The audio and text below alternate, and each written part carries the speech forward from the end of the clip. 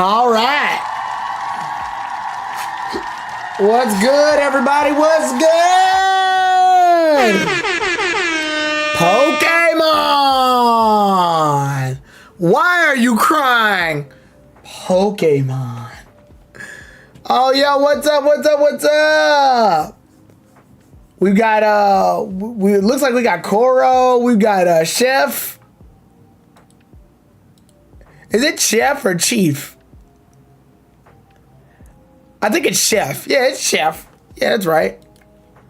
What's up? What's up? The volume's down. I don't know if I want to make it go down any lower than that. I'm fine with that. What's up, Chef? All right. Well, first of all, we're going to go ahead and crack this thing off by getting to the nitty gritty of it. So, first of all, I want to talk about Pokemon Worlds because that was the last major thing that we had going on. I didn't go to Pokemon Worlds. I am planning on going next year, though, the one on August 28th through the 30th. So I will be going to San Francisco around that time. The moment they set up tickets, I'm going to just go ahead and get that. Like, I'm going to just go ahead and get up on that. It's going to be a pain in the ass, and it's going to be an expensive ass trip, but screw it. I'm going. Why not? It's the 30th anniversary. I think it's like, you mean Yu-Gi-Oh! Duelist Kingdom? Hey, oh, yeah, definitely, because of the hologram projectors. One thing I know has happened over that time, I decided to hop back in, and I don't know why I decided to make this decision, but I said, screw it. Maybe it'll be fun. I decided to go ahead and hop back in to the good old Pokemon TCG route. And I mean the real TCG route, not the pocket one. And yeah, we're you know how I usually am with meta card game stuff, but we're going full meta, baby. We're going full meta. Yep, I'm going to card shops now. And buying, I'm buying separates. I'm buying singulars of meta cards, and I'm gonna construct a winning deck. I'm gonna construct a winning deck, and I'm gonna be in there with the big boys. And yeah, that's one of my goals is to get up in there. Yeah, because Pokemon Pocket has an expansion every month. I still play the Pocket game. Yeah, I still play the Pocket TCG. But I think it's time to go ahead and play the man's Pokemon card game. Yeah. Plus, you know me. I love card game shit. I love, like, putting them in the sleeves. I love putting them in the sleeves. I love collecting them, putting them in a deck, getting some dice together, getting some, getting my play mat. I love all that shit. That shit's fun. That is so fun. I love compiling a deck together. That is some fun stuff. So, yeah. And also, it doesn't hurt that Pokemon Worlds decided for some reason, like Koro said earlier, to make it Duelist Kingdom. And they got this freaking, like, have you seen the play board? So you'll play on this table with your opponent, but every time you play a card, it shows like the freaking like thing on the board from like a bird's eye view, and you can see it like forming on the thing as you play. That's wild. That is wild. That is wild. Why'd they put so much work into that? Yo, dueling on that is gonna be hard. That's gonna be crazy. That is wild. But yeah, I didn't go to World, but I know some important stuff happened in World. We actually got to see a lot of fun, interesting things from what everybody else said. Shout outs to I believe they were formerly the Champions crew. I can't remember what their new name is. Status Effect, Trick Room, etc. Yeah. I know we got, what was it? Lumio's trainer Zach, Raph, and Hybrid, and JPR. So I know they were at Worlds. I believe a couple other people were at Worlds, like Shiny and like some other people. But I know that a lot of those people were at Worlds. So, I mean, we've had collabs with them before, so it's cool to see that they got to enjoy it. But as for me, I'm going next year. I'm going to good old San Fran. And I'm gonna try. Obviously, I don't know what'll happen, but I'm gonna try. I'm gonna try my hardest to play TCG enough to the point where I can get up there into the tournament. Obviously, I know that the odds of that happening are like weirdly low, but I want to at least try. I want to at least be in a position where I can try. I want to see if I can do it. I want to pull it off. I want to see what I'd be able to at least be up in there. And if not, I'll probably just play one of the minor tournaments. That's fine. But I do still want to be at San Francisco. And then I could also play some VGC nonsense while I'm down there too. I just love competitions. Yeah, I love competitions. I love it. That's like the tournament arc for me. I love that stuff. So yeah, from now till later on, you guys probably noticed I talked about Pokemon TCG Live. I didn't get to crack it off just yet. Ignore the vehicle on the side. I didn't get to crack it off just yet, but I will be starting next week streaming TCG Live as well. So make sure you guys check that out. I'm going to be playing TCG Live just because I want to get a chance to test out some of these competitive decks. And more so I also want to get the chance to play these competitive decks. So yeah, that's definitely going to be something that I look forward to. So if anything, Worlds, and this happens every time in Worlds always gets me competitively hyped. Whether it's the VGC or the TCG, I always get like weirdly just amped up to get up in there and start playing. And unlike a lot of things, you guys know how I am with the meta. Normally, I'm not really I don't like to play the same team as everybody else. Yeah, the meta. I try my best to try to create my own teams and see how well they work. Here, when it comes to Pokemon TCG, I'm going to be real with you. I'm here to tell you right now, we don't care. Let me tell you, we don't care. I'll run the meta in TCG. I don't care. You want to know why? The reason I run the meta in TCG is because Pokemon TCG is in what's called a rotation. Now, rotation means that certain cards are no longer legal. For example, I need to find a card nearby that I can use as an example. Sadly, all these cards are bad examples. We'll say Charmander from base set, obviously. Charmander from base set cannot be used in any Pokemon TCG tournament at all. Why? Well, that's simple. It's because it's long since, almost 30 years ago, has been out of rotation. You can't use it in a tournament. But you can use, for example, right now I think the current ones are Pokemon with the G, the H, and the I. Pokemon with G, H, and I on their little logos at the bottom, those can be used in competitive tournaments. Yeah, those are competitively viable. Tomo Sakurai unfortunately passed away. Yes, unfortunately I am aware, and that is upsetting. Okay, I don't want to shift too much from the topic. But, for example, this Miraidon right here is legal because this Miraidon says G at the bottom, right? Now, this trainer card right here called Pokegear 3.0 says D on it, which means technically it should be out of rotation. However, there's already a Pokegear 3.0 that currently is printed that is in rotation, which means I can use this Pokegear 3.0 because there's already one with the exact same effect in rotation. So they cleverly found a way to make cards legal and still be rotated in. This prevents you from needing to buy a bunch of cards. And most decks consist of a lot of trainer cards anyway, which means that mostly the trainer cards remain untouched, meaning the rare candies stay in. The rare candies stay in.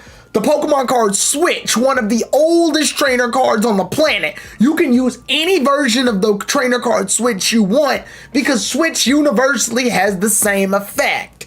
Pokegear 3.0 has the same effect. Ultra Ball has the same effect. No matter what, it'll stay in rotation. The only way this won't be the case is if they print out if they no longer print that card anymore in the current rotation. So that's good. That prevents things from becoming too stale, and it prevents you from having to rebuy staples over and over. The reason I also like this is because it means that while you build a meta deck, and yes, it is upsetting once it gets rotated out, the good news is the meta's always changing. You're no longer stuck with the exact same deck like in Yu-Gi-Oh! In Yu-Gi-Oh!, if a deck is good, the only way it can get beat out is through power creep. Now, granted, Pokemon has power creep, obviously, but it's not as bad because the gimmicks themselves change based on the situation. For example, Mega Evolution is coming back, whereas Dynamax and Gigantamax were huge in power, with the Pokemon having like well over 300 to almost 400 HP. Well, now we don't have to worry about Gigantamax because Sword and Shield is effectively out of rotation, meaning that Scarlet and Violet realistically are the only cards that are still in rotation. We don't have to worry about that, and the Pokemon don't have as huge a HP as they used to, the only exception being a couple of Terra Pokemon, and that's about it. So that's good news. So that's why I don't really have a problem using the meta, is because if I use the meta, I know I'm not going to use it long before changing up the deck. Even with the deck I'm making now, which is basically the Joltik box deck, because I went and tested it out, and out of the 3 decks I were using, Joltik, Dragapult, and Gardevoir, Joltik wound up with the most wins out of every one. That one was the one that was victorious the most. I still miss Ash Greninja EX. I have it somewhere in my damn setup. I'll check for you guys. Sure, why not? It's somewhere around here. I want to tell myself it's here in this binder. I hope so.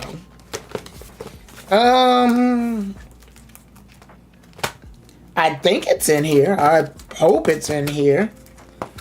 If it's not in here, it's definitely in my older binder. Yeah, if it's not in here, it's definitely in the older binder. And if it's in the older binder, I don't know what to tell you because I don't feel like getting that one out. I could have sworn it was in this one though. Oh shoot, it's not? Okay. I gotta go to the older binder? Fine. I'll do it for you all. Since you mentioned it. Look at this crap. The older binder is huge. But the older binder is color-coded. So that's cool. Ah, there you are. Literally as I open it. Boom. There he is, the Ash Greninja card.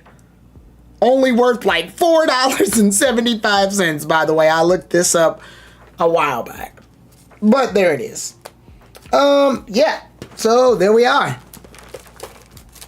Anywho. I don't know how it played competitively though, because I wasn't in Pokemon competitive around that time.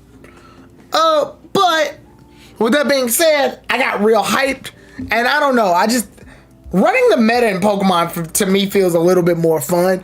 My one problem with the meta in Pokemon TCG though is that it feels very limited. It feels like if your very specific bread and butter combo doesn't work with Pokemon TCG in the meta, you basically lost the rest of the game. It's not like Yu-Gi-Oh! Where you can have a little bit of flexibility if things go south. Now, granted, Yu-Gi-Oh! Hasn't been in the best of positions anyway. I think that's one of the reasons I had no problem shifting to Pokemon too, is because I feel like I needed a break from Yu-Gi-Oh! For a little bit. Yu-Gi-Oh! is actually becoming very muddy with these what's it called, cat yummies, the justice crap. Ugh.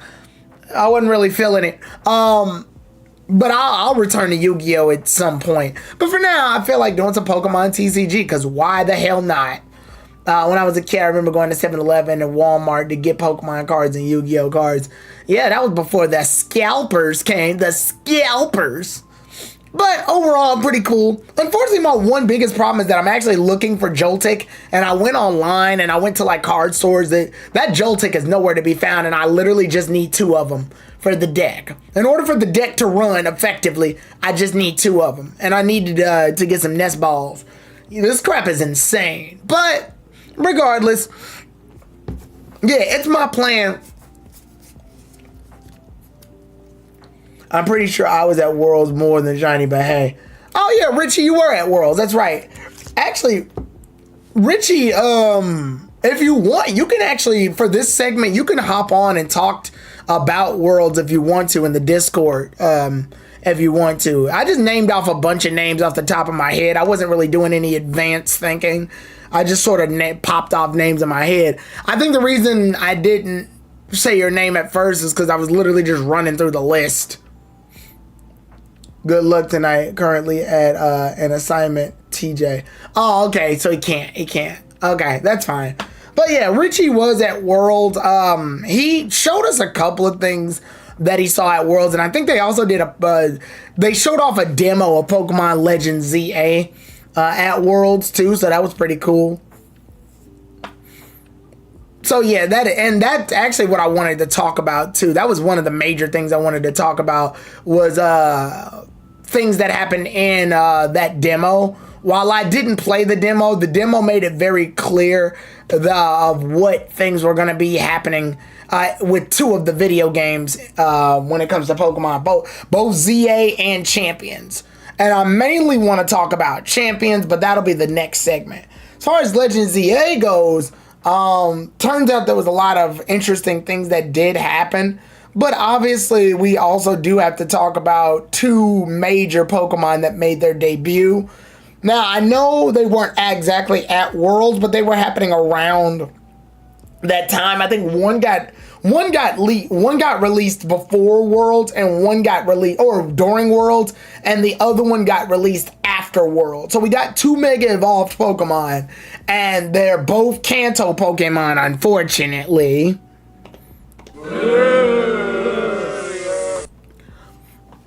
But yeah, those 2 Pokemon include Mega Dragonite and Mega Victreebel. Now, here's my deal, and I want to try to go ahead and I'm going to try to bring up an image of Mega Victreebel real quick here. Rose Ray fans, I'm sorry. There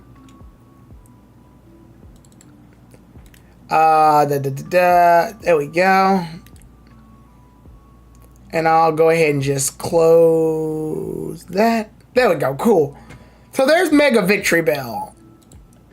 I guess we can talk about Mega Dragonite first. So here's Mega Dragonite. Now that time has passed, I've gotten a little bit more used to Mega Dragonite's design. I don't hate it. It's just not my favorite, unfortunately. I think I figured it out. So for the longest time, I was trying to figure out what I didn't like about Mega Dragonite's design. And, this is actually better because it shows both of them. And you want to know what it is? I don't think I have a problem with Mega Dragonite's head wings. I mean, yeah, they're pretty silly looking, and Dragonite's meant to be a silly looking Pokemon. That's fine. I'm not worried about that. I think my biggest problem with Mega Dragonite are 2 major things. I don't like that since it has its head wings, why does it still have its little wings on the back? I think that's what's sticking out the most. That's the problem I think I'm having with Mega Dragonite. It's like these little wings on the back. What are they for? And the problem is they even went through the trouble of making them smaller and green. And I'm just like, but why? Dragonite looks like Barney from Dinosaur. Dragonites always look like Barney from Dinosaur. That's his point. And it's like the head wings are, Dragonair had those. I understand that. I'm perfectly aware. But still, the little wings, Why the little wings? The head wings, whatever, fine. That's a part of his design. Actually, I figured out that when the head wings are spread out, they look a lot better. I think it's when they're curled like this is where they start to look kind of stupid. And it almost looks like you Photoshop these on. I think that's the biggest problem too. It feels like if I took a Photoshop machine and like cropped it, I could just move the wings and the Dragonite would be intact. The wings feel like it's such a last minute. It almost feels like, you ever wear those little things on your head? Like, kind of like these headphones. You ever wear something on your head and they've got something on top of them? And it's like a little headband, but it's got something on it to give off the look. Like sometimes they'll have like little cat ears on them, or sometimes they'll have little googly antennas. That's what it looks like, but on Dragonite's head. It looks like somebody took one of those little hairband things, popped some like little feathery wings on it, and went, and then was like, bam, that's Dragonite Mega Evolve. That's the issue I have with it. It's not even the fact that it's a bad design. I get it. Mega Evolution Pokemon can vary in very weird changes. I've always feel like Mega Evolution changes are supposed to be over-exaggerated versions of what already makes the Pokemon. For example, Blastoise. Blastoise doesn't need that big-ass bazooka cannon on the top of its head. I get why they put it there, but he doesn't really need it. He's already got 2 cannons rocking on the side of his arms. It'd be kind of cool if it was just those. They rock the giant big one because they really need to put emphasis on the fact that there's cannons on Blastoise's back. Venusaur is more or less looks like a natural evolution of Venusaur. It just looks like a thicker Venusaur with more plantage on it. Okay, makes sense. Charizard's, at least its Mega Y version, looks like what Charizard would look like if you put double emphasis on its speed and attack power. Charizard X, on the other hand, feels like they went through a drastic change for a reason. And they made it more physical, much like Mewtwo. Mewtwo and Charizard are both physical-based Mega Evolutions, whereas the ones that look more natural to what they do look like are Mega Evolution Y versions. The Mega Evolution X versions almost feel like they're forced, like science went in and altered their DNA a lot more to make them into what we want them to be. Mewtwo is a fighting force, Charizard is an actual dragon this time around. So I can see why those look that way. Dragonite, on the other hand, I think what they did, they put extra emphasis on the wings, but forgot to take out the weaker wings. So now it just looks more jarring than anything else. And then they try to make it look like Dragonair. And I don't have a problem with the tail until I stop and realize that this tail is bigger than the tail that he used to have, doesn't have the yellow spirals at the bottom of it, and in addition to all of that, has that giant clear ball at the end. And again, no problem with the ball. I kind of wish it had just stayed with the regular design that Dragonite had, and then maybe put the 3 balls that Dragonair has at the very tip. And that way it looks more like Dragonair while still keeping the Dragonite stuff.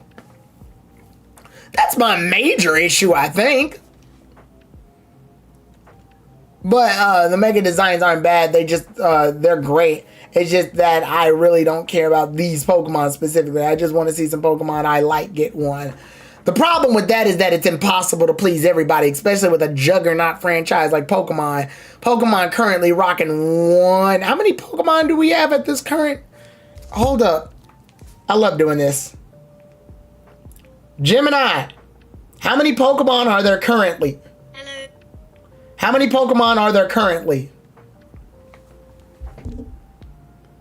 As of the latest releases in the Pokemon franchise, there are 1,025 species of Pokemon. This number counts the distinct species as listed in the National Pokedex. The total number can be higher, Shut up. Yeah, we got a 1,025 at this point. Like, no one's ever gonna get what they always wanted. But it is a little ugly when you see that obvious ones are getting what they want. Like, Dragonite is another pseudo-legendary Pokemon, which means almost all of the pseudo-legendary Pokemon, with the exception of Gen 5s and Gen 6s, have Mega Evolutions. I think. I'm not 100 on that. Oh no, Gen 8s doesn't have Mega Evolution. Everything up to Gen 4 pseudo-wise has a Mega Evolution. Yeah, so it's like, okay. Well, the problem there is that if you give every pseudo legendary Pokemon a Mega Evolution, and then let's say we give some weaker Pokemon Mega Evolutions, well, the pseudos still have Mega Evolutions, which means all you've done was take the bar that was already high and you didn't even it, you just made it higher again, which means we're in the same problem, just with different designs. Like you see the problem here, right? For every Mega Victory Bell, a Pokemon that desperately needed some love, there's a Mega Dragonite. A Pokemon that realistically didn't need a Mega Evolution at all. Dragonite was fine. In fact, Dragonite was doing well in Worlds recently. Oh, not recently, but the last Worlds. The Worlds the year before. When people were rocking the Extreme Speed Terra Normal Dragonite with multi-scale. Like, Dragonite was already sitting pretty without a Mega Evolution. Now it has one. So now it's a bigger threat than it was last time. Running this is gonna be freaking wild. But I digress. Mega Dragonite feels like it has the Dragon Terra Crown. Mega Victory Bell looks like a G-Max form. Yeah, that does make sense. They should have saved Victory Bell for later and revealed another regional Pokemon. I also think there's supposed to be Seraphim, because he always shows to be raining down the Draco meteors in an angelic wave like Hermes. My headcanon is that Fuji made Mutanite X and experimented on Charizard first as a test subject. Blaine probably gave him one of the origin timelines. Gardevoir was originally supposed to have two Megas like Charizard and Mewtwo. Oh, that's cool. We would have saw some like martial arts Gardevoir. That would have been kind of cool. We may get 126 more for Gen 10, totaling to 1,151. I get it, because the 151 on OG. Fine, I'll do it myself. Hydreigon got a Paradox before Dragonite got a Mega. For Kanto, I just wanted Poliwrath and Fearow. Those would have been some pretty cool Megas. Especially considering, yeah, I think Fearow deserves one, because Pidgeot freaking got one. Pidgey, like, I hate it. So, Pidgey, if one person caught a Pidgey and one person caught a Spearow, whoever caught Spearow was screwed. Because Pidgey and Spearow both evolve, and then Pidgeotto evolves again, so he just gets another. And then Pidgeot evolves via Mega Evolution. So if you ever caught Pidgey and you had a rivalry against somebody who caught a Spearow, yeah, that person who caught that Spearow got left in the dust. So yeah, Fearow definitely deserves a Mega Evolution. Like point blank simple. But look, Dragonite, I've gotten a little bit more used to its design. I don't hate it. I'm not in love with it. And I'm not in love with the fact that another Kanto Pokemon got Mega Evolution. This means the count of Kanto. Kanto is literally the one region that has the most Mega Evolutions in it as of right now. With Hoenn being in second place. But not a far second place. In fact, I think Hoenn might have more. I think they're almost tied, I think. Actually, let's ask Gemini. Which gen of Pokemon has the most Mega Evolutions? Charizard and Mewtwo each have 2 Mega Evolutions. Oh, okay. Which generation of Pokemon has the most Mega Evolutions? Based on the available data, Generation 3, the Hoenn region, has the most Mega Evolutions. This is largely due to the release of the remakes, Pokemon Omega Ruby and Alpha Sapphire, which introduced a significant number of new Mega Evolutions for Pokemon from that generation. I see. Here's a breakdown. Okay. Generation 3 has the highest number of Mega Evolutions. Generation 1 also has a very high number, especially when considering Pokemon like Charizard and Mewtwo, which have 2 forms each. Okay. Other generations have a smaller number of Mega Evolutions in comparison. It's worth noting that the total number of Mega Evolutions is subject to change with future game releases, such as the upcoming Pokemon Legends ZA. Ah, cool, thanks. So Hoenn's sitting at the top, but just barely. Because, sadly, somebody leaked some information that Kanto may wind up with more Mega Evolutions. So, unfortunately, that means that Kanto may wind up with more Mega Evolutions. And I'm like, bro, give Johto some Mega Evolutions. Give Sinnoh some more Mega Evolutions. I don't care. How many Mega Evolutions does Sinnoh have anyway outside of Garchomp and Lucario and Gardevoir? No, Gardevoir is Gen 3, my bad. Gallade. Gallade is Gen 4. Is that it? Gallade, Garchomp. I feel like, no. I thought Dusknoir had one. It does not.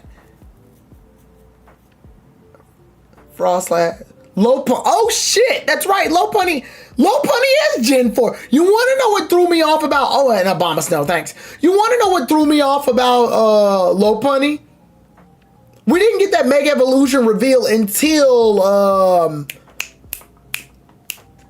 Omega Ruby and Alpha Sapphire. That was an Omega Ruby and Alpha Sapphire Mega Evolution. So it's like a Gen 4 Pokemon Mega Evolve got introduced in a Gen 3 remake. And then, yeah, you got Abomasnow, and then, yeah, it's so weird. Unova only has one, and that's Audino, Mega Audino. Gen 6 has a Mega Evolution. It's Diancie. I completely forget about that sometimes. I think it's because Diancie is mostly a mythical. Is it a mythical or a legendary? I can't remember.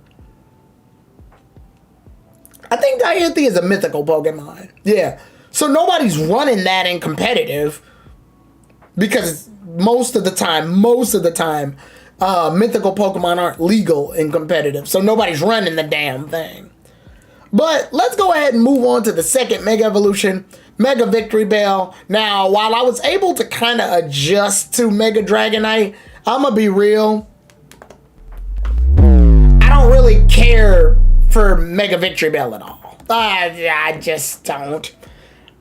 I mean, I think it's cool that a Pokemon like Victory Bell gets to evolve again. That's good. And Victory Bell definitely needed a 100 stat boost and stuff, even though it can't use its ability because abilities don't exist in Pokemon Legends ZA, which makes me roll my eyes very hard, but whatever. It's very clear Pokemon Legends ZA is going for a completely different route that isn't quite competitive. They have their own competitive, but they don't really have a competitive. The Pokemon can, I don't know if the Pokemon can hold items or not, but I mean, they can't use abilities, so it almost feels like we're just playing a Pokemon Let's Go Pikachu, Let's Go Eevee that you can move around with, or Gen 1 or Gen 2. Well, Gen 2 it kind of worked out because you could find all, like, the way the battle was set up. They could at least hold items and stuff. This, I'm like, they're going for a survival battle situation, which, okay, whatever. Yeah, so at this point, it's mostly for aesthetics. No guard Pidgeot, but you can dodge. Exactly. They can, but it's probably because they didn't want to balance the abilities around real-time battling. Pretty much. Rest in peace, Pinsir and Salamence. Yeah, because their abilities kind of carried them. Yeah. But as far as the Megas go, design-wise, I don't care for it. I'm going from not liking it to not caring. I think that's what it's become. I'm going from not liking it to not caring about it at all. At first I was just like, ugh, it sucks.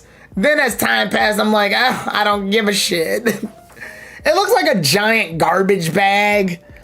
I knew what they were going for. They were going for the plant. They're going for the I can't remember what it's called right now, but it's the plant that pretty much like leads bugs into it and then melts it with its digestion system to eat the bugs. It's not a Venus flytrap, it's the other one. I can't remember what it's called right now, but that's how the plant eats.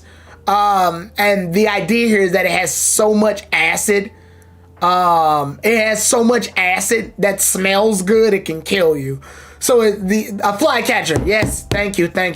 The idea is that it lures you in with its sweet smell and then kills you with the poison after, which is terrifying, but I don't care.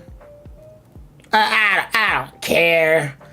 I'm just like, whatever. I think you want to know what my biggest issue is? I think my biggest issue is that they took the teeth away. James be like, you've gotten stronger. Yeah, I've seen the art. Picture plant. It was a picture plant. Thank you. That's what I was looking for. Picture plant. Wake me up when they do something beneficial, some beneficial justice for Flygon. I think at this point, Game Freak's not giving Flygon a mega to fuck with us. Or you want to know what it'll be? They'll give Flygon a mega, and you want to know what it'll be? Flygon gains like an extra wing or something. Or Flygon no longer becomes a dragon. It goes back to like its Antlion like situation. Or it looks more like Vibrava for some reason. And then people will hate the design like immediately. They're going to give Flygon a mega evolution, but they're going to make it as ugly as humanly possible. They did the same thing with Dunsparce, where it's like, hooray, Dunsparce got a evolution. Oh, it just grew an extra tail. Nice. He grew from 1.7 to 4.5. So 5'7" to 14, and gained 1,100, gained 230 pounds. Yeah, that's wild. Turned into a big boy. He turned into a big boy. And again, I'm gonna be real with you. I don't. It's not that I hate it. It's just I'm indifferent. I think I'm super indifferent. I think I'm just super indifferent to it. Victory Bell was never really a Pokemon that I went, oh my god, to. Victory Bell was just sort of there. And I was just like, yeah. I would always wind up preferring Vileplume. Now, if they gave Vileplume a Mega Evolution, I'd be like, yeah, Vileplume! Or Blossom. I want them to actually give Blossom a Mega Evolution. I think Blossom would be a cooler Mega Evolution. Pokemon fans base is like Sonic fan base, but with more autism. Damn. Mega Vic is the same, Victory Bell is the same height as a complete Zygarde. That's crazy. Wait till ability. Oh yeah, when it drops in Pokemon Champions. Do you keep up with leaks? There's one design I know you'll talk about. I'm not gonna say anything about any of those unless I get confirmation, because even if they're confirmed, I want to see an official trailer. I don't do anything until I see an official trailer, because I'm not down for talking about shit that's in the dangerously hypothetical. The sages of Johto's Sprout Tower are tweaking right now. Oh yeah, they going ham. In Champions, yeah. Yeah, I guess that does make the Sprout Tower a little bit more relevant now. Poliwrath and Politoed Mega would work wonders. I would prefer if Poliwrath got the Mega. No offense to Politoed, but I always feel Politoed's already really good and competitive, whereas Poliwrath more or less got like swept behind. I think Poliwrath would make for a really cool Mega. Love to see how they would work with that. Put some extra emphasis on it or something. I think it'd be cool. Ishihara stated that VGCs is going to be moving to Champions. The way he said it in the Japanese makes it sound like a permanent change. Yes, it will be. And honestly, I'm glad that they finally decided to make that choice. This is good. Because I'm gonna be real. Competitive Pokemon really separates, like, I always knew this was going to be the case.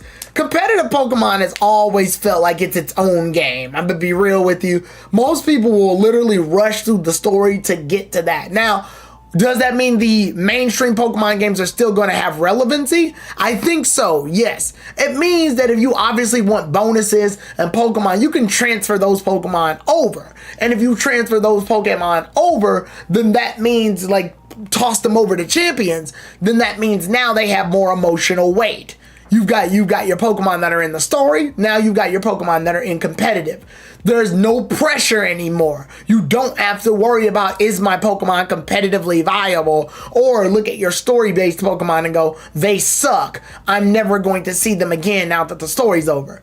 Here, you play the game. You enjoy the game for its experience, and the game doesn't have to cater to being a competitive game anymore. We have an entirely new game for that. And again, even since Gen 1, Pokemon's always felt like the competitive side and the story side are two separate sides. It's always felt like that.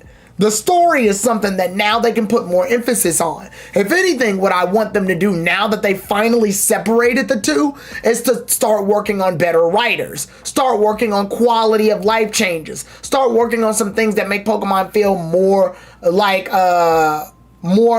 you know, like an adventure, and less like you're clicking through all of this and getting all these items thrown at you.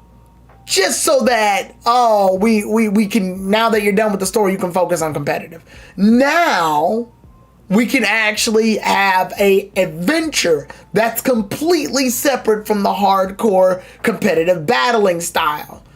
And for those of y'all wondering why I said even since Gen 1, let me break it down. Let me break it down for you, Mark. In Gen 1, Pokemon Red, Blue, or Red and Green back in Japan, or Red and Blue later in Japan, and then Red, Blue, Yellow in America. Pokemon Red, Blue, Yellow all had the connectivity to the controller pack, which had connectivity to Pokemon Stadium via the controller pack transfer. Once you had your transfer pack, you would enter Pokemon Stadium. Now, Pokemon Stadium was originally, in America, it's Stadium 1. In Japan, it's called Pokemon Stadium 2, because originally, during Red and Green, Pokemon Stadium technically already came out. And it was how most people did competitive. You would go to like some game store, and you would sign up for the tournament, and then take your game, put it in the transfer pack, and you would battle people that way, right? And then in Pokemon Stadium 2, for them, Stadium 1 for us, you would take Red, Blue, Yellow, put it in the transfer pack, go to some toy store or library or whatever, pop that bitch in, play Pokemon Stadium against your opponent, and that was it. And you weren't allowed to bring up the little menu. You just had to know which move was what via the C buttons. That way the opponent doesn't see your moves and you would wind up winning. Or losing. And yeah, that's how competitive was done. Same for Gen 2, Red, Blue, and Yellow. I mean, for Gold, Silver, Crystal, you would pop in the transfer pack, pop in Stadium 2, or Stadium 3, I guess would be in the... Then once you played that, you played against your opponents, and tournaments were done that way, right? Then Gen 3 came along. Gen 3, same deal. You had a Game Boy, you had the Game Boy player on your GameCube. You would pop those in. You and somebody else would play on your Game Boy players, play against each other. Then the wireless adapter came out. Once the wireless adapter came out, you played competitively in tournaments with your Fire Red, Leaf Green, or Ruby, Sapphire, Emerald. Then after that, Diamond and Pearl finally introduced Wi-Fi. And that was the moment things cracked off and became different. Gen 3 made it so that every last tournament was double battles. Why? Because the tournaments were a lot quicker and you couldn't do as much stall in those. Gen 3 carried that over to Gen 4. Gen 4 then decided to make all tournaments 4v4 via double battle, via online. But this also meant that you had to connect your friend code with somebody else's friend code, and you guys would officially have to link with each other and hope that the internet was good enough for you all to battle effectively without lag. Or you would do the wireless exchange via you and your and whoever decided to show up at the tournament at the time for a more optimal experience. Gen 5 came around and introduced infrared. Infrared was a bit better and a bit faster and popped off a lot more successful tournaments via Wi-Fi and via wireless. And then we finally make it on to Gen 6. Gen 6 has the best wireless online communication system that made tournaments very smooth and made for great experiences. Gen 7, it's alright. Mostly just copying Gen 6 crap. And then you moved on to Gen 8 with the Nintendo Switch. Then you moved on to Gen 9 currently with the Nintendo Switch. And up to that point, Pokemon has been a whole, like, okay, we're going to give you we're going to help you out with competitive by giving you a lot of competitively viable items. We're going to be able to let you see your EVs while you're training, and we're going to let you be able to train your Pokemon a bit more optimally. Pokemon can breed a lot faster. Flame Body can help eggs hatch a lot sooner. Egg rates come out sooner. Oval Stone makes it so your Pokemon can breed more eggs and breed them at a much faster rate. We can go ahead and make your Pokemon have IVs via the Hyper Training system introduced in Gen 6 and then moved up from there. Bottle caps became a lot more frequent. The problem with these is that they were very, very, very, very specific to a particular niche of players. If you played Pokemon for the adventure and story, then half of these items mean nothing to you. Room service barely means anything because you're not gonna use it. Like, the bands don't mean anything to you. The bands that make your Pokemon slower but increase their EVs, they don't mean anything to you if you're not playing Pokemon for competitive. The power lens and the choice band mean nothing to you because, again, you're not using them in competitive. You're only using them in competitive. And at the very same time, story-based items mean nothing to you if you only play competitive. So now we have this. Now we can finally get rid of that. We can finally shift those over to champions. Champion still has the items. You don't have to worry about them anymore. You now have to just play the game, play the story, get used to the story, and hopefully this means Pokemon can actually work on some things that will definitely be better. Better story base, more secrets, more lore, better graphics, or not better graphics, but better animation, more or less. Better animations, a more inclusive story, a darker story that have you, if they want to, not something that's like teen rated, no. But Pokemon can be a bit more mature with their story now because now they don't have to juggle all these plates. Like, a lot of these items were made specifically for competitive, and a lot of these abilities and effects and all this wild crap was made specifically for competitive. Now that there is a competitive that's separate from it, you could literally have a Pokemon change their ability if you switch them over to Pokemon Champions. Now we can focus on this stuff. And that's good. There is no reason for you to ever use the item Mental Herb, for example. Or Mirror Herb, sorry, Mirror Herb. Unless you're playing competitive, right? Well, now that we have this option, that's good. Now we have competitive Pokemon. And what's better, they've found a way to make an optimal game out of it. Now, there's a catch. How dare you! Yeah, there is a catch. Pokemon Champions, sadly, while it's good that it's competitive, the folks at Game Freak said, "We've got to have money." Yep, so it's not all roses and daisies. Let's go over some of the things that Pokemon Champions said that they would do. Let's scroll on down to the video games and start clicking on some stuff so that we can learn a little bit of information here. So, did they add any more? I think they only added the footage. Somebody listed out all the things that Pokemon Champions would have. I'm like almost 100% sure there was a list. I'll try to find it. Give me a sec. Until then, let me go ahead and pop this back on. Boop. And then we'll find it from there.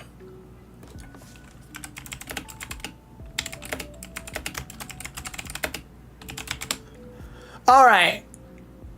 So, looks like this is what we got.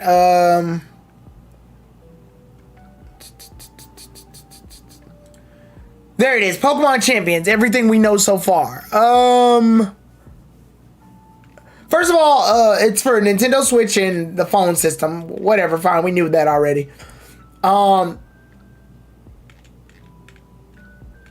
There was some information that was very critical.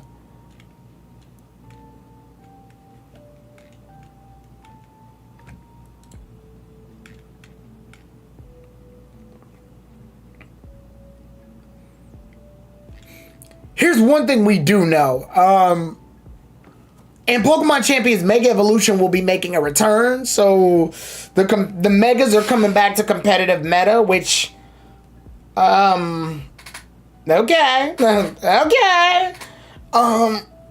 Yay. You have the Omni Ring, which means I feel like each season, and that could shake the game up. Each season they introduce a gimmick, and that gimmick takes spotlight. This season will be Megas, next season will be Z items, season after that will be Dynamax, season after that will be Terrestrialization, and then they can just switch, swap, and rotate, or they can mix it up. Next season it's Mega Evolution and Dynamax. Some season it'll be Z moves and Terra.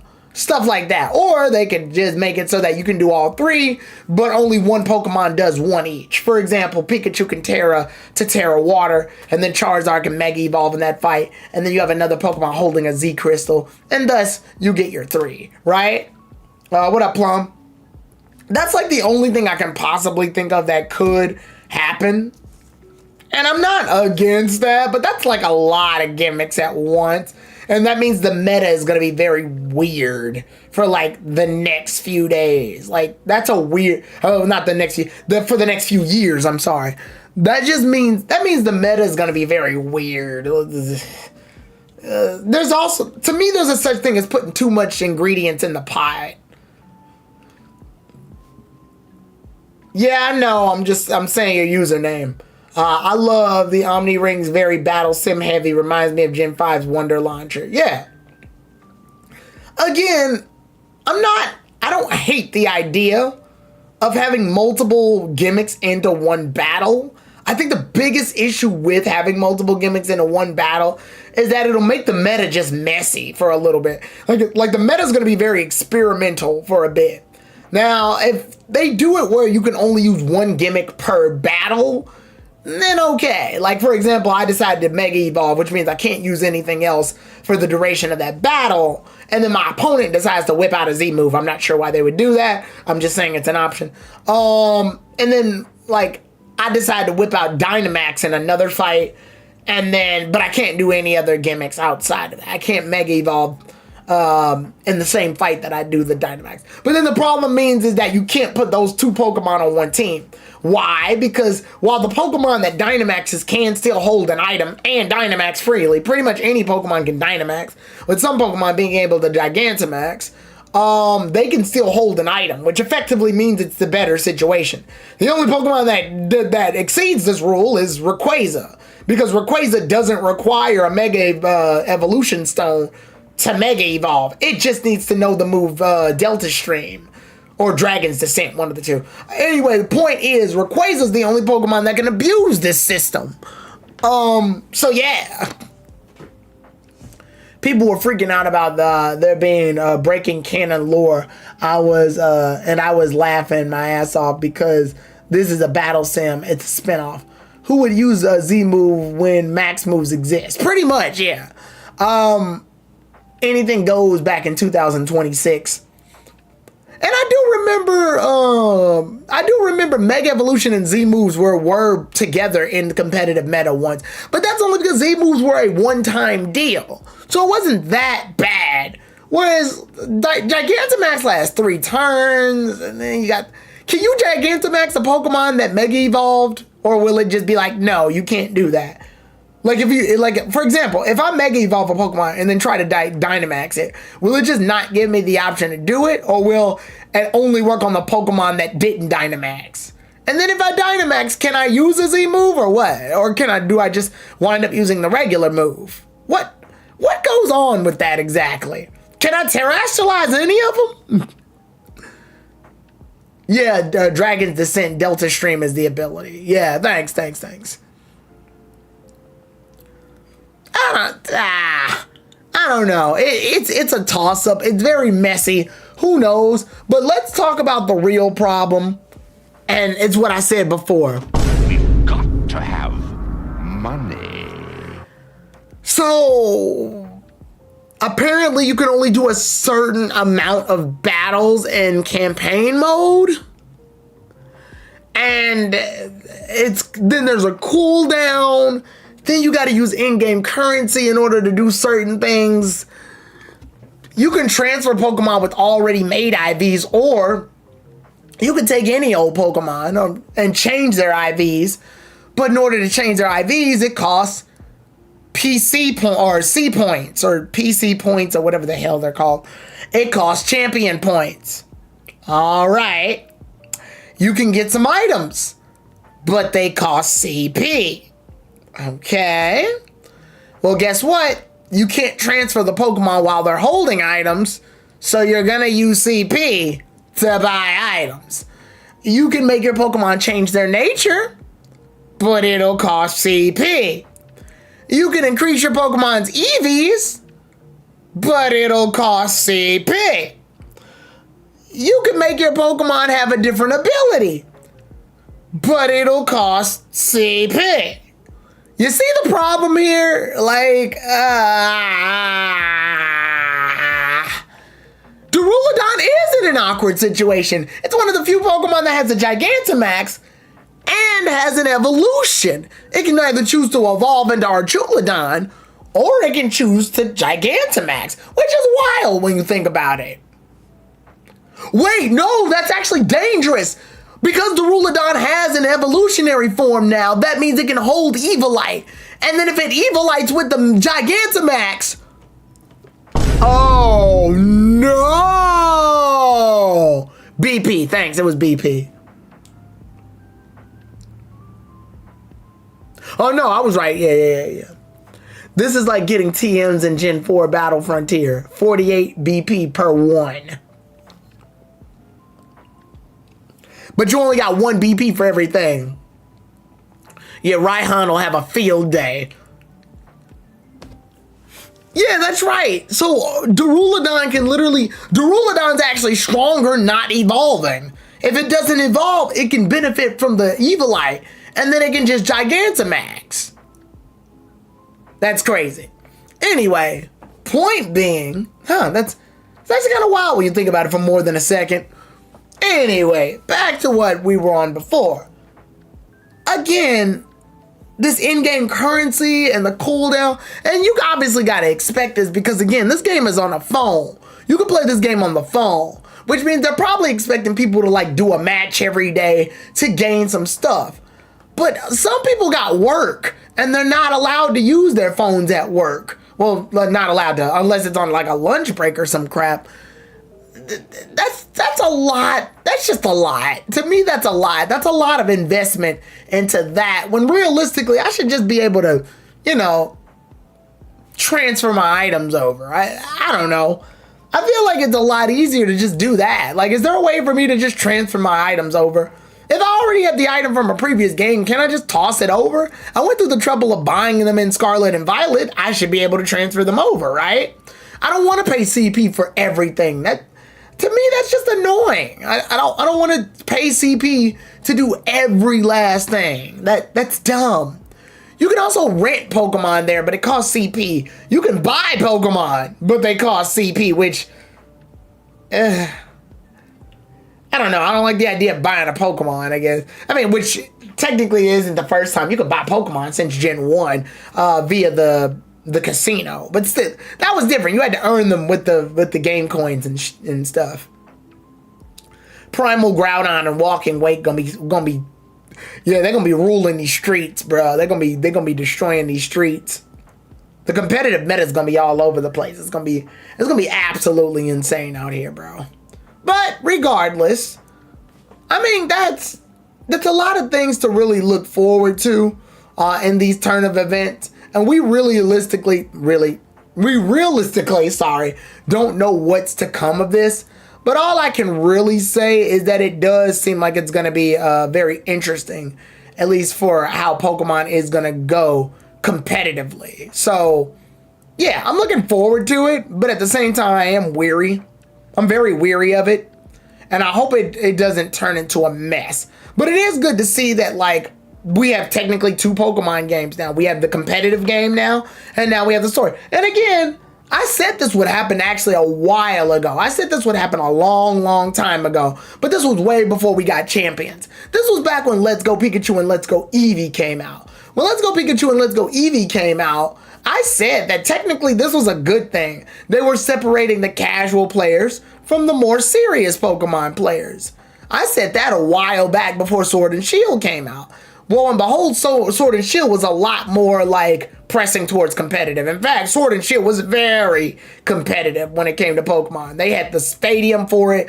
They kind of got, Raihan was one of the few gym leaders that was like competitively viable with the dual system. The Winden Stadium Tower got you more into competitive. BP cost less. They went a large way to make sure that your Pokemon were a lot more competitive in that game. Whereas in Scarlet and Violet, they were trying to shoot for more of the adventure, but still balance things out. And they were trying to keep up the same spirit that Legend Arceus had. So now they don't have to worry about it as much. I wouldn't be surprised if the next few Pokemon games don't even include competitive stuff in it for real. Like, you can still get them if you want to, but like, it'll be very like it'll have online battles, but the online battles won't hold as much weight in those anymore. Ranking won't really be a thing. If it is a thing, it'll be like, congratulations, you're the best at this game. Who cares? But yeah, they'll more likely to be doing for fun battles. And a lot more emphasis will be on like co-op play. I mean, we can already see in Legend ZA, they're doing like a 4v4 battle royale situation, which definitely looks interesting.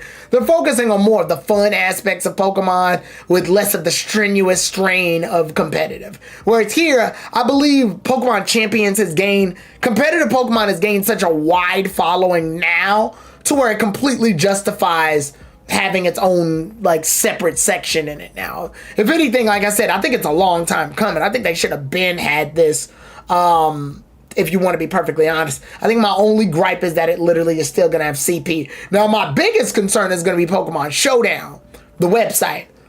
Now that Champions exist, will they come after Showdown? Like, will they do a cease and desist on Showdown? I don't know. That's for the future to find out.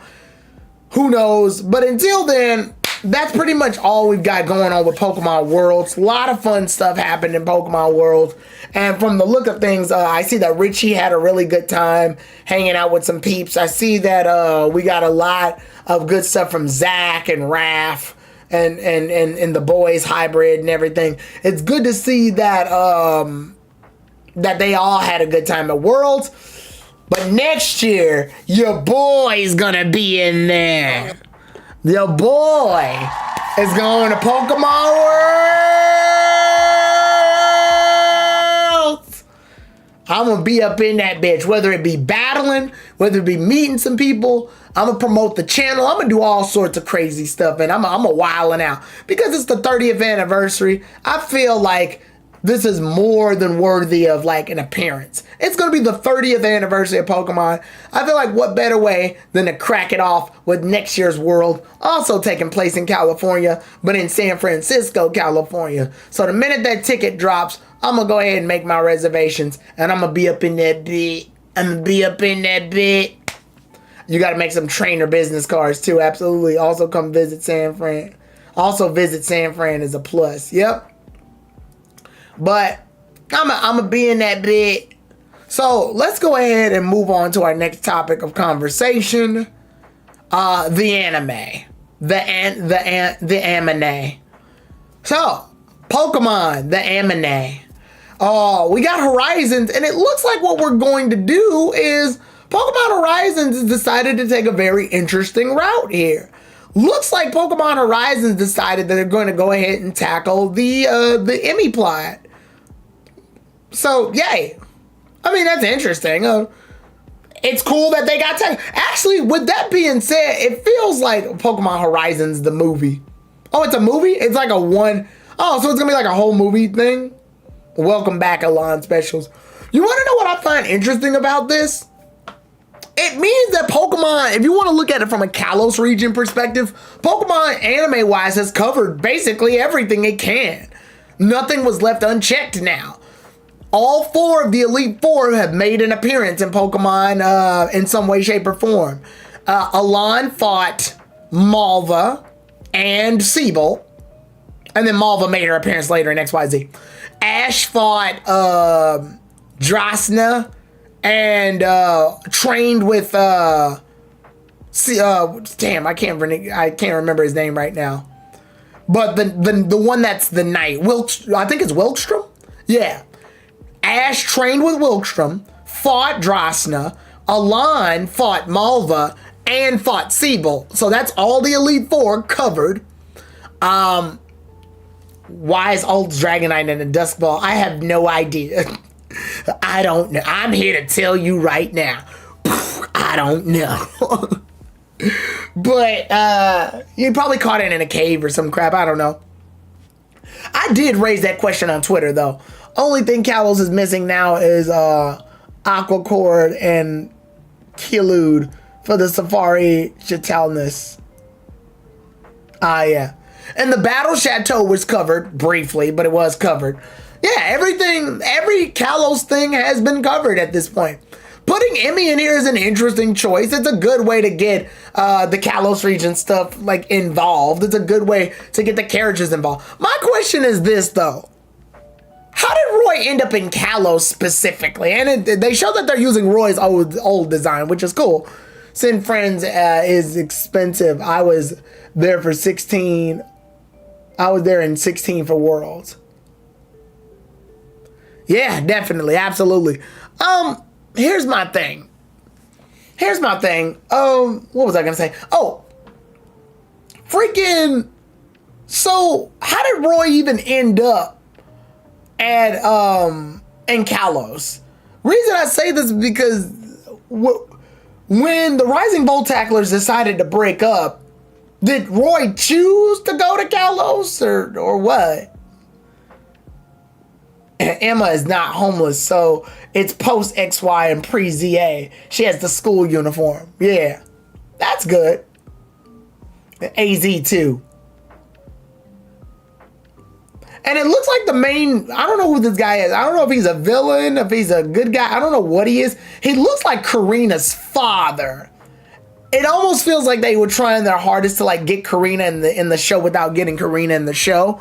This guy looks like Karina's father or whatever, only because of the hair and everything. Yeah, he looks like a villain. Yeah, but he also has like the suit of armor deal. Yeah, he's rocking like a suit of armor situation. So we don't know exactly who he is, but there he is.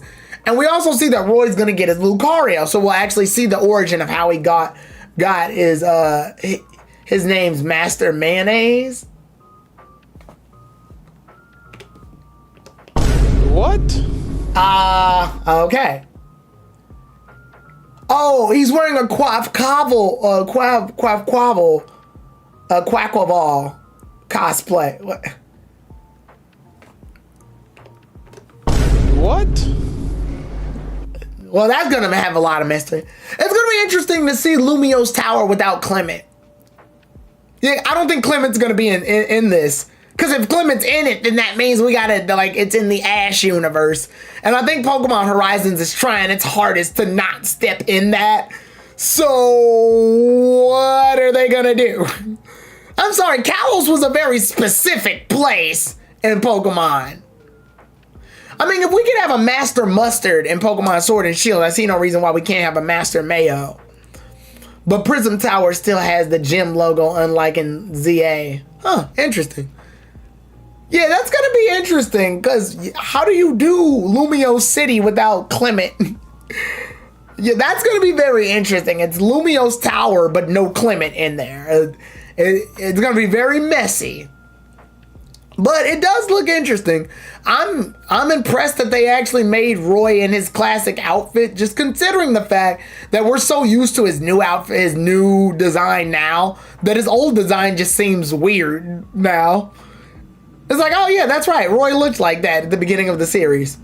They should have gone South Kalos or go to Hoenn since they faced Slacking. We never saw Meteor Falls. Yeah, absolutely.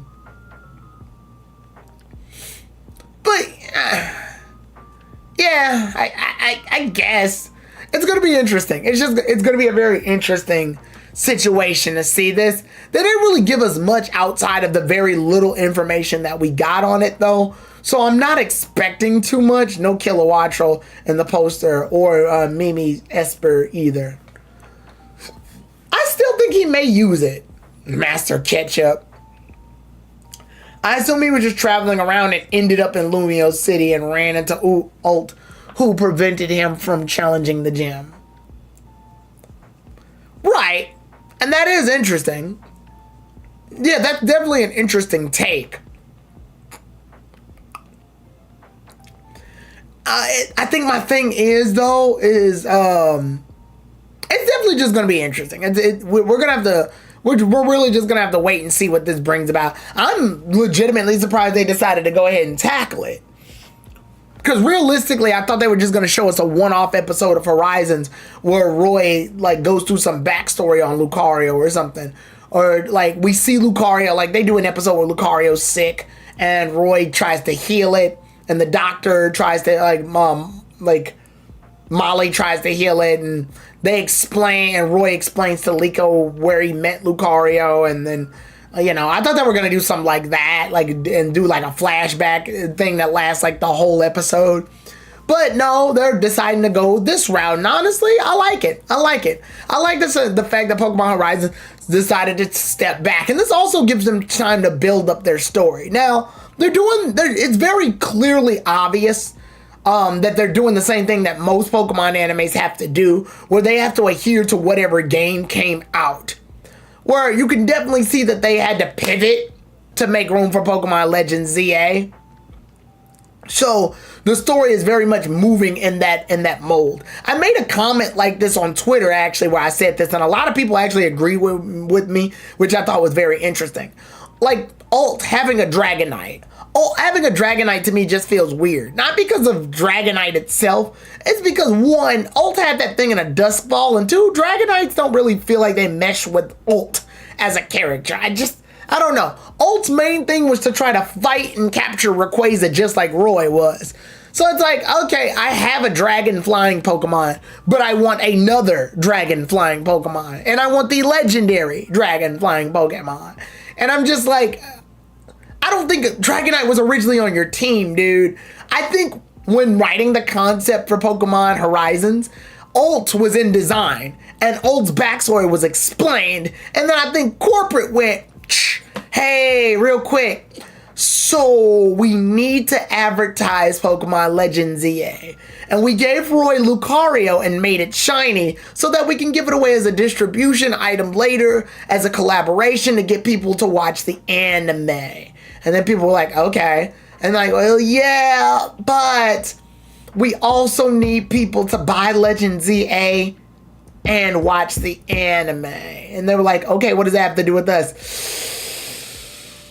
So you know how Ult has a Pokemon in his Dusk Ball? And they were like, yeah, that was supposed to be like Obstagoon or some dark Pokemon. Something that clearly has an aggressive behavior that doesn't like Ult. And then they were like, yeah. Can you just go ahead and make that a Dragonite? And they're like, but that doesn't fit. Dragonite's derpy, and Ulta's like he's got like a fang in his tooth, and he's like aggressive. It's not, yeah.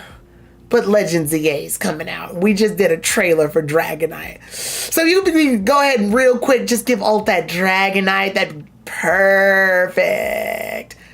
And then they went, all right. And then they erased whatever Pokemon was supposed to be in the Dusk Ball. It's probably going to be like a Houndoom or some shit. Or some dark type Pokemon that can Mega Evolve. And then they were like, nah, it's going to be Dragonite. Like, that's what I feel like. That's my brain tells me that's what was going to happen. I can't quite explain it, but that's what I feel was going to take place. I just feel that's what happened. It was either Koro. It was either going to be either Roaring Moon or what's that other the Hydreigon one? Iron something. Iron Jugular? Yeah, I think it's called Iron Jugular. It was either going to be Iron Jugular or Roaring Moon. Some Paradox Pokemon that fits in those lines, right? And instead they went, yeah, you go ahead and make that a Legend ZA promotion. That'd be great. This is going to be an entire arc dedicated to telling us the backstory. Pretty much. Dragonite should have been Anne's. She has a Japanese prefecture mascot Pokemon. Roaring Moon is Mega Salamence looking too. That does make sense. Yeah, they both look like they're sort of in the same baseball field. You could probably argue that Salamence looks that way is because it's reverting to its mega evolution is reverting to its primal like stage. So that's the Roaring Moon. You can argue that, right? Also, what's up, Goggles? But yeah, I don't know. It just doesn't. I don't know. It just doesn't feel like Alt was supposed to have that Pokemon. It feels as though Alt was supposed to have a dark Pokemon that refuses to obey Alt. Hence why Alt doesn't use it in the Dusk Ball or even lets the Pokemon out. The Dragonite was more or less cooperative. So, okay. Whatever. But at least here we get some backstory. And we also get to see that both Roy and Alt will get their Mega Rings. So that means they're going to be training to learn Mega Evolution by somebody completely different, not Karina. Which is funny. Yeah, it's very interesting to see the steps they have to take. Also, Alt looks like Draconoid's. Looks like a Draconoid's Xenius tribe. Yeah, it makes sense. But yeah, it's very clear. It's very clear what they did. Same as Lucario. I wish Roy had Mawile, Slowbro, or Gallade. Yeah, definitely. Seeing Emma in the show is definitely going to be something that's worth saying. I wonder what her role is going to be since this is after she was homeless. So she's no longer... Isn't Dragonite friendly to him too? Yes. Maybe that's the problem. Maybe it's too friendly. I don't know. Point is... Oh, that also means All has 2 Mega Evolution Pokemon to Roy's 1. Whatever. That being said, yeah. That it's interesting. It's interesting. They did not really give us much information outside of what we already got on this. So all we can do at this point is make speculation. Maybe Emma is going to guide them to a place where they can learn how to Mega Evolve, or maybe Emma is being threatened. She's a detective at this point, or at least working with Looker to be a detective. I wouldn't be surprised if Looker winds up being off-screened. That'd be pretty funny, actually. They can't show him on screen because they would mesh with the Ash anime. I love that Pokemon Horizons decided to choose the same universe, but not use the same. But they decide. I call this Pokemon Schrodinger's universe, where it's the regions Ash went to, but not. They can't be in the same, they're like parallel universes where Roy, Liko, Ult, Dot, and the others can't interact with anybody that Ash has interacted with, and vice versa. So because of this, they have to be weirdly separate, but they still want to take place in the same place. You still want Lumio's Tower, and you still want all the other places that are noticeable to each region, but you can't use the region. They can't even go to Alola. They can go to Sinnoh, they just gotta go to places that aren't memorable. They gotta go to all the post-game shit. They gotta go to the stuff that Ash didn't go to. Because sadly, Ash just has priorities, so they can't really make the decision to move anywhere that Ash did. And this is sadly so where's Chantal and Nessa and Clara? Pretty much. Only thing from Ash's era is Nurse Joy and Rotom Phones. Yeah. Or that means that they can, that's probably why, and I think Koro said this before a while back, Pokemon Horizons does a better job showing off the Galar region more so than Pokemon Journeys did, even though Journeys was supposed to take place in primarily Galar to show off the Sword and Shield games. But sadly, we wound up in a situation where Horizons does a better job showing off the gym leaders and stuff in that region because, they can cover more stuff and they've shown more Pokemon. Imagine if Roy and Ult trained in Hoenn with the other 3 members of the Elite Four. Oh yeah, because there's only one Elite Four member showed up, which means the other three can still be there. Galar was a background. We knew more about Orange Island and Decorla. But yeah, that it just leads to some interesting interactions. I think it's funny how Ult looks exactly the same before and after the time skip, while puberty hit Roy like a truck. I think that's because Ult is already younger, so he wouldn't make any noticeable growth spout changes until probably a year afterwards. So Ult is debatably probably only like, what, 10, while Roy is like 12, going into 13, 14. So the growth spurt probably doesn't happen until like 13, 14. So Ult remains the same just off that logic alone. That, or, and here's our pay no attention to the man behind the curtain reason. They didn't want to change Ult's design. They didn't want to make two designs, and they definitely didn't want to make a younger design for Ult, only to have it so he's back to his original design like right after. So they didn't want to draw it, so they felt it would be easier to just draw Ult the same way each time because it saves money. It's easier on the budget. The more you start to notice this, the more jarring it does become. I hate how the Scarlet Violet cast didn't change with the time skip simply because of game synergy. Yeah, which is funny because the anime has changed design several times before. Sabrina's design is completely different. Lieutenant Surge's design is different. Freaking Brock's design's changed like 5 times. Misty's design has changed like 5 times. Erica's design is completely separate than what she was in the video games, like completely, not remotely close. Blaine changed 100%. He's way different than what he is. Like, yeah, I don't know why they chose to. I don't know why. Hell, even Giovanni to some degree. Blue-haired Erica, my beloved. I don't even know why they decided to die on that hill during this point when clearly they can change gym leader designs at the drop of a hat. But it is what it is, I guess. Honestly, nothing really else left to say on this. I think we've covered as much as we can. The anime hasn't really given us much to work with, but I do know this. For those of y'all who are wondering, yes, I'm going to cover Liko Charchadet and Island stuff. I am going to cover all of that stuff as well as the Dragonite stuff. I just wanted to give it a little bit more time to like mature, because I do need to like just do the recording for those 2 reviews. But rest assured, those 2 reviews will be coming up momentarily on the channel as well. So make sure you guys be on the lookout for those 2 Pokemon Horizon episode reviews coming in the future. Other than that, I don't think there's anything else we can really cover on this portion, because again, they haven't really given us much to talk about on this portion.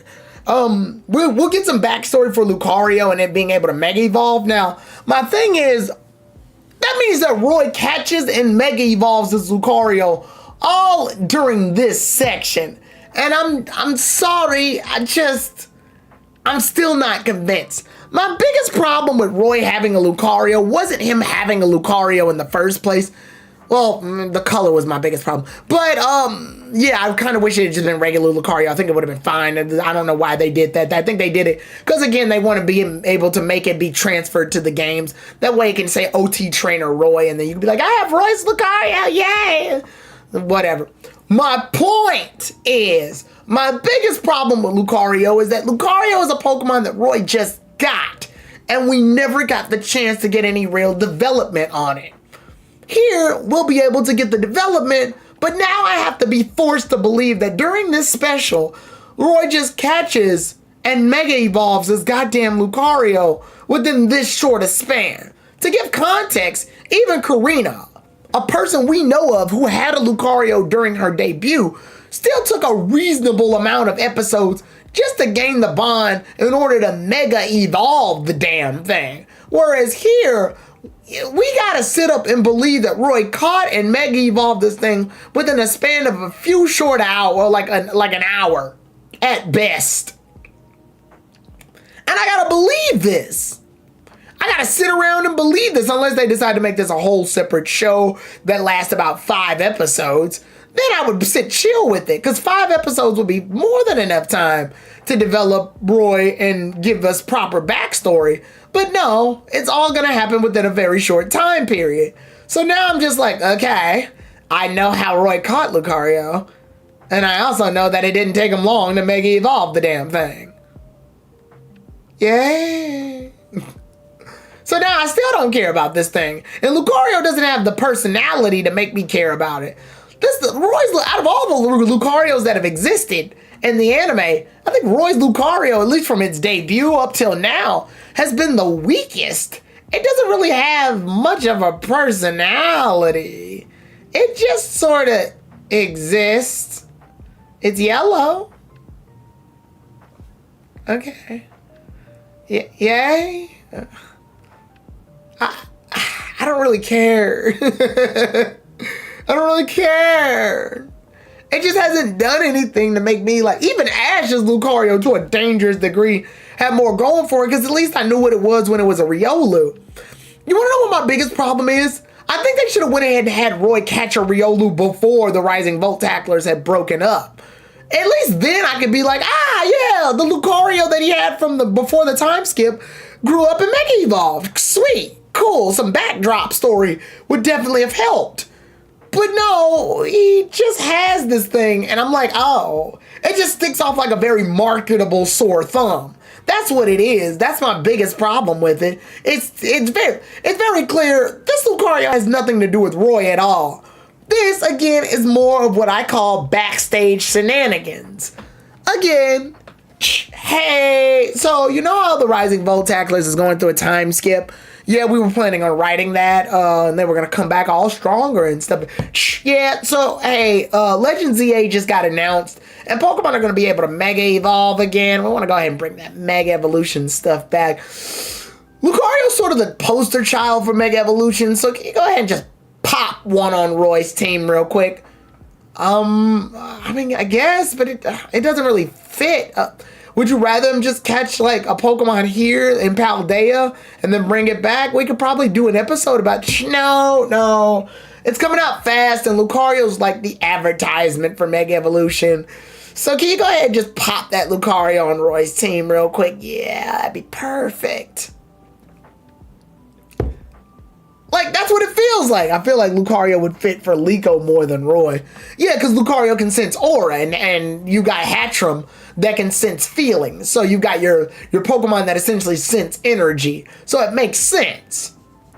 Here, it's very obvious this is more or less a commercial first and a Pokemon second. Why did Lucario join Roy since it was just vibing in a dojo? What else do we have here? Also feel like it's a mythology gag since Roy and Karina had the same voice actor. 5-episode training arc for Karina, and after mastering Mega Evo, then she got Aura Sphere in the moveset. Why did Lucario... Oh, sorry, we already read that.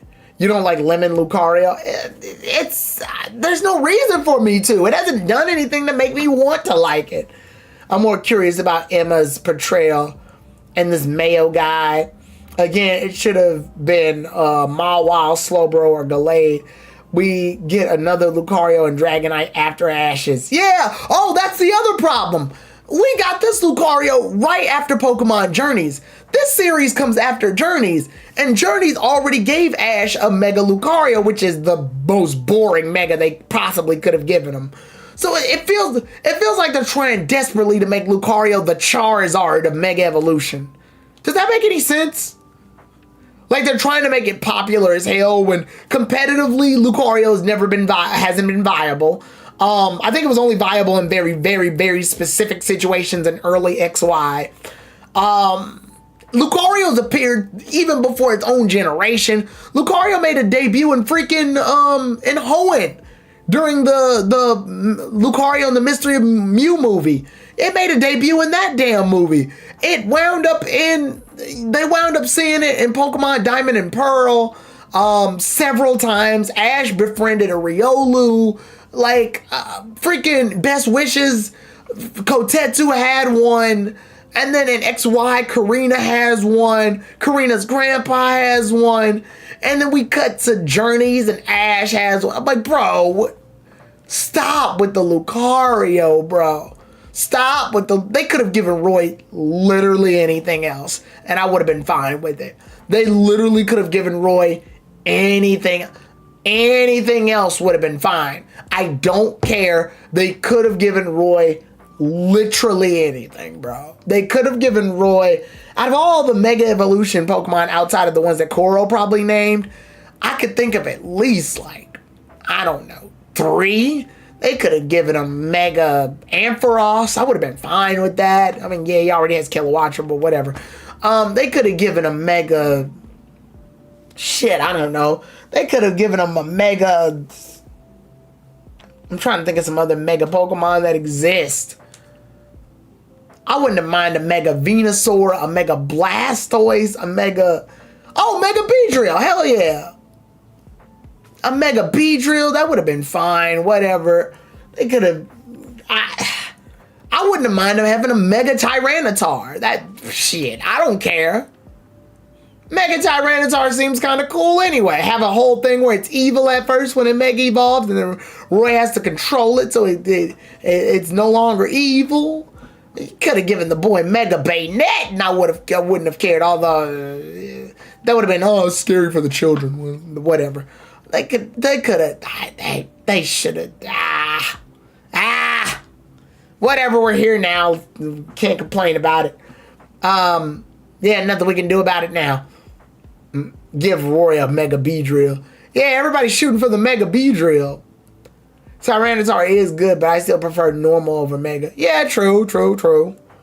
I'm just saying they realistically didn't have to give him Lucario, which is why if Roy got to get to Lucario, it would have been cool if it was in Hoenn. Nice AG debut. Honestly, as far as Ash is concerned, they should have given him Mega Charizard. It was right there at the end of Black and White going into XY, and they did nothing with it. Hindsight is 2025. If anything, Emma in this special should have Lucario, since she's the only one that uses ZA's cover box anyway. True. Like I said, I wouldn't have minded literally any other Mega. Actually, whatever. Let's go down the list.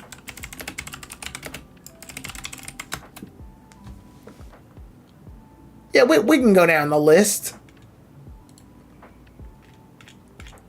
Rather than giving Roy Mega, they could have given him Mega Pinsir. Mega Aerodactyl actually would have been pretty cool, considering, like, I don't know. He would have had to found an old Amber first. Mega Scizor would have been dope as fuck, actually. I'm mad they didn't give him that. Mega Houndoom would have been alright, but he already has a fire-type Pokemon. I would not have been against the Mega Heracross. I actually like Mega Heracross myself. Mega Blaziken would have been good. Again, another fire-type, but whatever. Mega Medicham, I completely forget this Pokemon exists, so no. Mega Maynetrix would have actually been pretty cool. I would have loved him having Mega Maynetrix. Or Mega Absol. I would not have minded a Mega Absol at all, actually. Mega Absol would have been kind of cool. Mega Pidgeot would have been pretty decent. Mega Slowbro, I hear a lot of people saying that would have been cool if it had that. Mega Sceptile, I wouldn't mind that, but Sawyer kind of has that covered. Or Shota, if you're there. Mega Swampert actually would have been really cool. I would have loved if he had added Mega Swampert. And then he would have a water Pokemon to match that Crocolore to Skeletor situation. The Mega Salamence, I wouldn't have been against that. Mega Lopunny, no. Mega Audino, no. That seems like something Molly would have. Mega Gallade, a lot of people want that, but I feel like it'd be too obvious. I'm not against the idea. It's just, you know. Yeah. But yeah. With that being said, I don't think there's anything else we can really do with this information. It's kind of cool. Onyx, Songo, and Agat better show Mega Aerodactyl, Gallade, and Medicham. Oh yeah, that's right. They do have those Pokemon. Completely forgot. This is why I lost my love for Lucario, because Antipoke milked him to death like Charizard and Eevee. I don't think Eevee's milked to death. I think they were just trying to make Eevee a second starter. They were trying to make Eevee the second mascot, which honestly, that's fine. I feel like Eevee comfortably fits into that section anyway as the second mascot. I don't mind that. I can live in that world. So my guess is that Roy changed clothes because character customized himself and Lumio's banquets. Sure, we'll go with that. But with that being said, we're pretty much done with this subject. We can go ahead and move on to the next one, which we already did with Pokemon Champions. So I think that means we're pretty much done with all subjects as of right now. Yeah, there's nothing really left to cover. So I think we basically finish it off here. Yeah, I don't think there's anything else we can really go over. Yeah, I've discussed pretty much everything that I could. We talked about Champions. We talked about Worlds. We talked about the Mega Evolutions. We talked about the anime. That's pretty much everything I was covering. We even got to talk a little bit about TCG stuff. So that's good. We're pretty much done here. I think I'm going to go ahead and actually end it too. And yeah, we don't do the full 2 hours. But realistically, I don't want to try to like shove anything else into it. I think we've covered everything we realistically need to cover for this. So with that being said, what anime did you watch recently? I finished Quintessential Quintuplets, which means I'm actually going to try to work on making a review for Quintessential Quintuplets at some point. I just need to do the writing and stuff and scripting for that. And then outside of that, I've mostly just been watching like Dan Dan and One Piece, and I'm trying to catch up on Demon Slayer before the movie drops. But now that that is said and done, I will go ahead and catch you all later. Obviously, you guys, if you missed this, you can definitely watch it in the playback, or if you want to watch this again, I mean, keep it on as like something nice to have in the background while you're working on a project or whatever. You can go over some of these things we talked about in the discussion. You can keep the discussion going in the Discord. Literally just head down to the Tyrone TG3 Discord. I need to find a way to make a stream element link for that. It should be possible. But yeah, if you are already in the Discord, you can definitely keep the discussion going or message me in that Discord for that. But with that being said, yeah, we pretty much finished everything we need to talk about here. Since I said I was doing the TCG stuff, catch me doing some more TCG stuff probably on Saturday if I do have time. And then we'll run that into Terrell's Pokemon Coliseum stream, which will be later during that day tomorrow. So make sure you guys catch out those two exciting things. And then we won't be doing a Legend of Dragoon stream for Sunday because TSS will be out. I might wind up just doing something else in its place. And then with that being said, you can catch me at one of those, whatever we decide to elaborate on. So now that that is said and done, I will see y'all then, everybody. Thank y'all so much for joining the good times. I will see y'all then, everybody. Tyrone TG3 out.